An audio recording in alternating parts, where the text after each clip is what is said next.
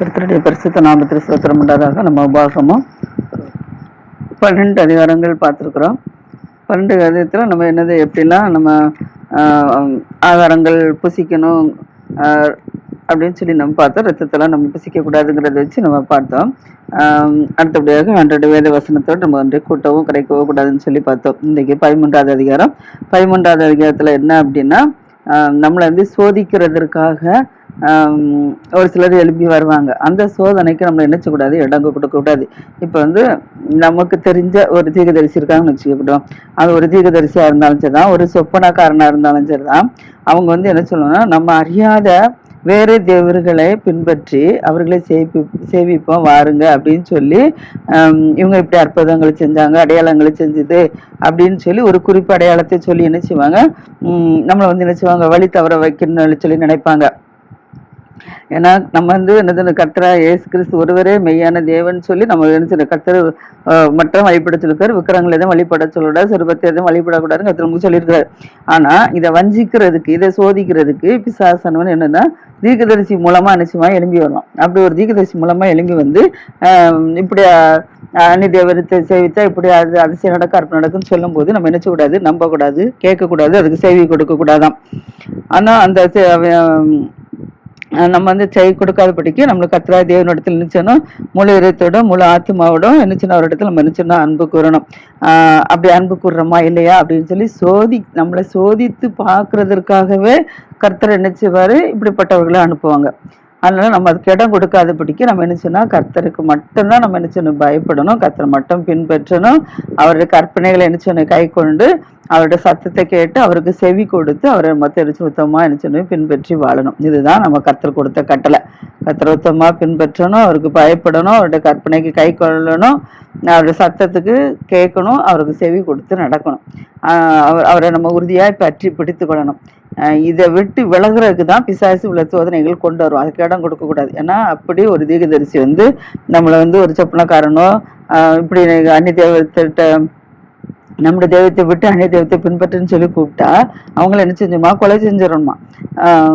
அவங்க வந்து விதித்த வழியை விட்டு கர்த்தரை விட்டு நம்மளை விலகுன்னு சொல்லி வந்ததுனால அவங்கள என்ன செஞ்சிடணுமா, புறக்கணிச்சிடணும்னு சொல்றாரு. ஏன்னா எகிப்து தேசத்துலேருந்து கர்த்தர் நம்மளை நினைச்ச அடிமைத்தனத்திலிருந்து கொண்டு எடுத்து வந்திருக்கிறார். அப்போ அடிமைத்தனத்திலிருந்து கொண்டு வந்ததுனால கர்த்தரை நினைச்சணும், கர்த்தருக்கு விரோதமான துரோக பேச்சு அவன் என்ன செஞ்சுட்டான், பேசிட்டான். வந்து தீர்க்கதரிசி வந்து அப்படி பெற்றதுனால அந்த தீமையை வந்து நம்ம உள்ள விட்டு நினைச்சு நம்ம இடத்துல வந்து நினைச்சணுமா, விளக்கணுமா. இதை வந்து மோசே நினைச்சாரு, ஜனங்களுக்கு சொல்றாரு, கர்த்தர் சொன்னதை சொல்றாரு.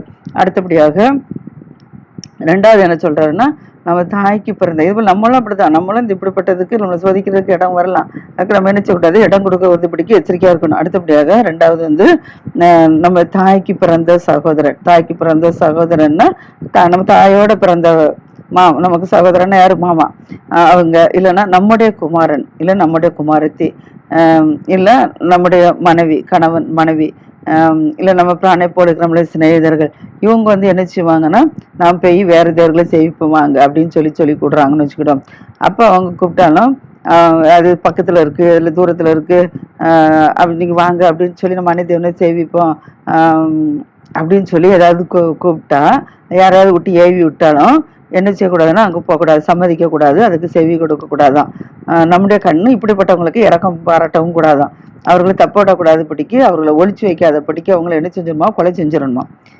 இது யார் எப்படி அதான் நம்ம பார்க்குறோம்ல, சகோதர நம்ம மாமா, குமாரன் குமாரத்தி, கணவன் மனைவி, சிநேகிதன், இப்படிப்பட்டவங்களுக்கு தானே வஞ்சகத்துக்கு இடம் கொடுக்க, எப்படியாவது இடம் மாற்றலான்னு வருவாங்க. அதனால இப்படிப்பட்டதுக்கும் நினைச்சக்கூடாது இருக்கணும். ஒன்று வந்து தீர்க்கதரிசி, அடுத்தது வந்து பாரு நம்ம சொந்தக்காரங்க, இப்படி வந்து அந்நியர்களை சேவிப்பாங்கன்னு சொன்னாலும் அவங்களே என்ன செஞ்சுமா, கொண்டு போட்டுருமா, அவங்களோட சம்மதிக்க கூடாதான், அங்கே போகக்கூடாதான், அவங்கள ஒழிச்சு கூட வைக்கக்கூடாதான்.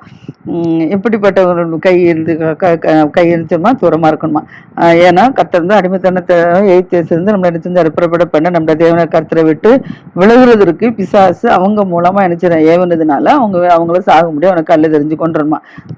அடுத்தல இஸ்ரவேலர் யாவரும் அதை கேட்டு பயந்து இனி நடுவே இப்படிப்பட்ட தீமையான காரியத்தை நீங்கள் வந்து அப்படி செய்யும்போது கிறிஸ்தவ மக்கள் இஸ்ரவேலர்கள் யாராக இருந்தாலும் சரிதான், இப்படிப்பட்டவங்களை என்ன செய்வாங்க, எப்படி நம்ம ஏவி விடணும் அப்படின்னு சொல்லி வர்றதுக்கு வச்சுவாங்களாம், பயப்படுவாங்களாம். அப்போ நம்ம அந்த தீமையான காரியத்தை செய்யாதபடிக்கு அவங்க கவனமாக இருப்பாங்களாம்.